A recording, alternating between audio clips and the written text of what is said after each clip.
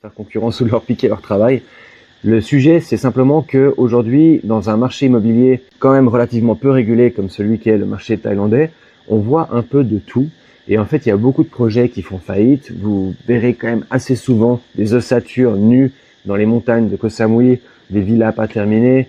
Il y a même des villas qui se sont effondrées. Il y a des villas qui sont construites sur des terrains marécageux. Il y a beaucoup de choses un petit peu bizarres.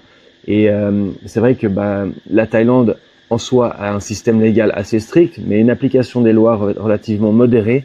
C'est pour ça qu'aujourd'hui, il y a des choses qui en soi sont illégales, mais que vous voyez tout le monde faire dans la rue. Enfin, vous voyez tout le monde, par exemple, rouler en scoot sans casque, alors que c'est interdit. Vous verrez tout le monde détenir des villas avec des terrains, alors qu'à la base, c'est pas illégal.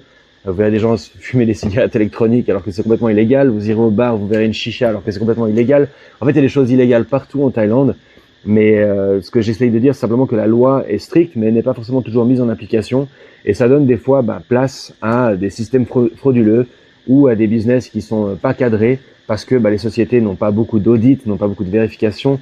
On regarde pas forcément ce qu'elles font avec leur cash flow. Il y a beaucoup de liberté. C'est un peu le Far West, comme on aime l'appeler, ce qui est absolument génial.